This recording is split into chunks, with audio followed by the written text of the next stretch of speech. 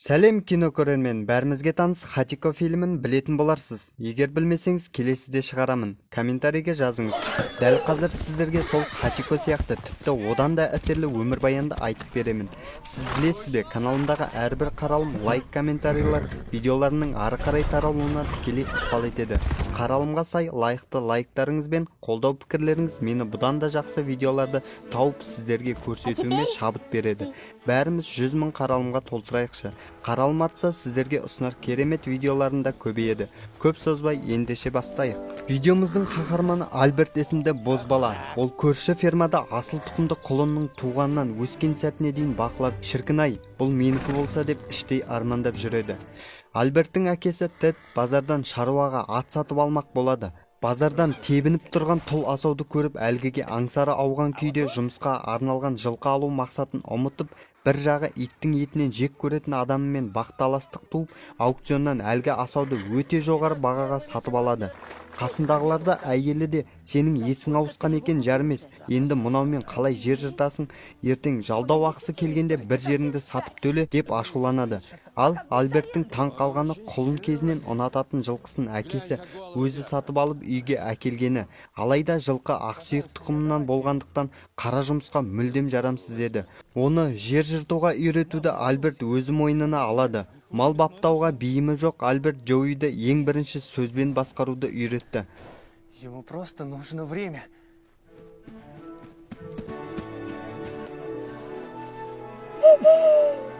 Айтпақшы, жылқыға Джоуи деп ат қойған.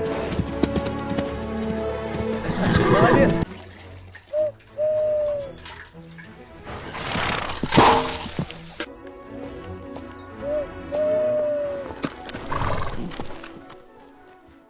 Жердің иесі жалдау ақысын төлей алмадыңдар, жерді босатыңдар деп келеді.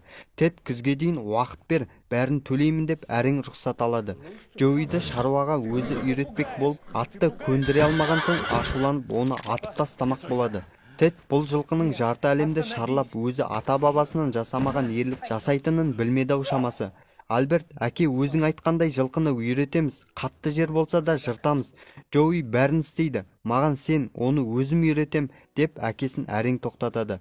Асыл тұқымды жылқыны қара жұмысқа салу, оған үйрету, жалпы адам ойына сиятын іс пе білмеймін. Бұл Феррари мен жер жыртқан сияқты нәрсе.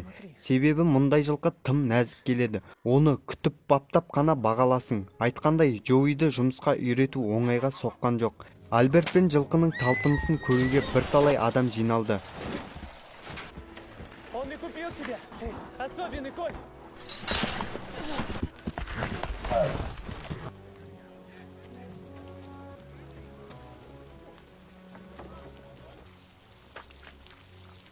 Күшіне мінген бозбала мен арғымақ жерді қақ айырып жұмысын қайта бастады. Оларды жаңбырда, елдің сөзі де, әбден шаршаған денелері де тоқтата алмады. Тасты да ортасынан бөліп өтіп еңбектің рахатына кірісті. Жұмыс нәтижелі болып, егінді көкөніске толды. Альберт пен Джоуи еркіндікте желмен жарысып құстай ұшып келеді. Қатты нөсер болып барлық егінді қирап қалыпты. Бұл олардың жалғыз үміті еді. Артынша бірінші дүниежүзілік соғыс басталып, Тед әскерилерге Джоуиді сатып жібереді. Альберт жалынып сұрайды. Алайда түсініп тұрсыздар, соғысқа берілген бұйым кері қайтпайды. Оның тағдыры енді соғыстың қолында. Әскер қаталдық мекені, онда сылап сипау жоқ. Дегенмен Джоуи мейірімді қолға тап келді. Оның қазіргі иесі суретші, түсінігі мол капитан Николас. Ол Джоуиді жаттықтырады. Сол жерде тағы бір асыл тұқымда арғымақ топтарымен таныстырады.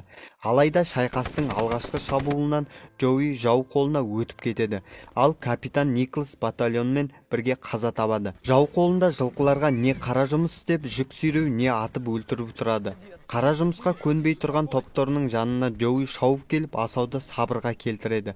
Арғымақтардың ендігі қамқоршысы ағайынды неміс жауынгерлері болды.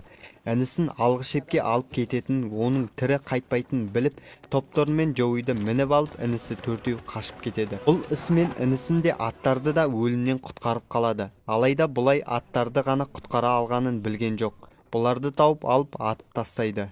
Таңертең диірменге келген қыз ішінен екі арғымақ тауып алады. Талдырмаш қыз Эмили аттардың ендігі иесі болғандықтан оларға Это Франсуа, а это Клод. деп ат қояды. Так звали мальчишек, которые разбили мне сердце. Қыз жүрегін жаралап кеткен жігіттердің есімдері болса керек. Азық-түлік жинап жүрген басқыншы жауынгерлер келгенде жылқыны қолдарынан келгенше жасырып қалды. Атасы Эмилидің анасынан қалған ертоқымды тығып қойған жерінен алып қызға сыйлайды. Эмили осылай алғаш рет атқа мінеді. Қырдан асып өте бере оны неміс әскерлері ұстап алып аттарды тартып алады. Арғымақтар соғысқа қайтып оралды. Олар енді соғыс қаруларын тасу керек. Таси алмаса атып тастайды, өкінішке орай. Тура бала күнімізде сүйіп көрген Спирит мультфильміндегідей.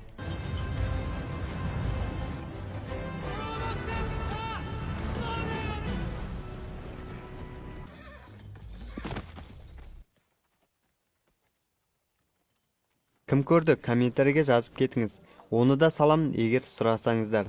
Зеңбірек тасу кезінде болдырып қалған аттарды атып тастайды. Орнына аяғы ақсап тұрған топтарында жекпекші болып еді, Джоуи шауып келіп әлгінің орнына мен алыңдар дегендей өзі тұра қалады. Сөйтіп серігін зорғы бөлуден де атудан да құтқарады. Шіркін, ат болса да кейбір адамнан артық. Бұлар тасыған зеңбіректер жердің бетін қайыстырып оқтарын боратып жатыр. Ал қарсы жақта Альберт әскери борышын өтеп зеңбірекке қарсы соғысып жатыр. Тоқтаусыз атылған пулемет оғынан екі адамның біреуі өліп кетуде. Осылай жүріп жаудың бекінісін алуда. Қаншама адам жазым болды, қаншамасы далада көмусіз қалды. Ханзада. Топтарынған неміс атбегісі осылай ат қойып алған.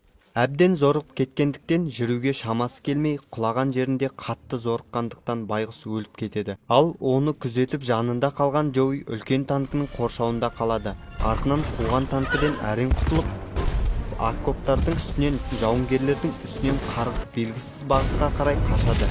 Сым-темірлермен оралған блоктардың арасына қысылып, темірге ілініп, омақасып барып құлайды. Шығамын деп зорыққанша талпынады, бірақ шырмауық темірге одан әрі оратыла берді. Атуға бұйрық қана күтіп тұрған екі жаудың ортасында темірге оратылған атты кім құтқарсын? Өлген жерің осы ғой арғымақ.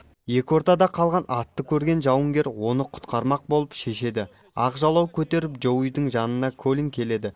Тек қолында темірді кесетін ештеңесі жоқ. Ар жағынан неміс жауынгер Петр де келіп тұр. Қолында темір кесетін кескіші бар. Кейбір жерде кемпір ауыз дейді, шым-шуыр, қыс-қыш, кусачка дейді. Неміс пен ағылшын екеулеп Джоуиді босатып алады. Ал енді атқа талас басталды. Екеу теңге лақтырып қай жеңгені атты алатын болды. Джоуи Колинге бұйырды. Ал неміс естелік ретінде қысқышын берді. Соғысымен қазір әбет деген осы шығар. Шабуыл кезінде Альберт газға тұншығып көзі көрмей қалады. Оны емдейтін жерге әкелген. Дәл сол жерге Джоуиді де емдетуге әкеледі. Бірақ бір-бірін көрмейді. Қаншама уақыттан кейін қаншама жол жүріп біресе жаудың қолына өтіп, біресе қайтып келіп жолдары түйіскенде анадай жерден бір-бірін байқамай өте шықты. Дәрігерге әкелген Джоуиді жарақаты тым ауыр, мал болмайды, жануарды қинамай ату керек деген шешім қабылдайды. Колин, бұл нағыз асыл тұқымда арғымақ, бұл екі жаудың ортасынан тірі шығып, аман сау осы жерге жетті. Бұл біздегі бүкіл жауынгерлерге жігер берген нағыз жауынгер ат. Бұны атуға болмайды деген сөзін тыңдайтын басшы болған жоқ. Соғыс сондай, не істей аламыз оған?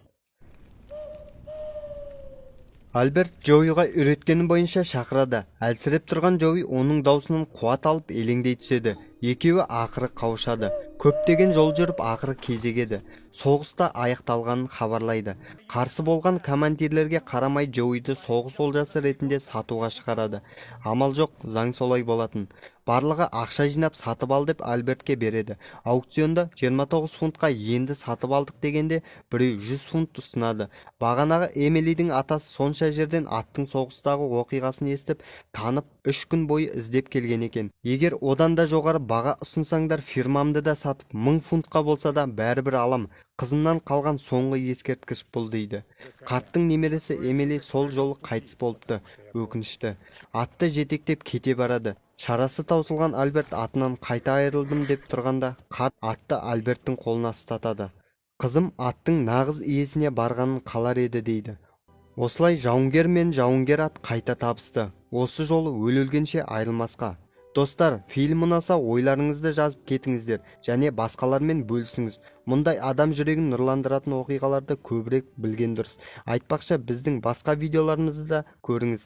Ол жерде де түрлі оқиғалар бар.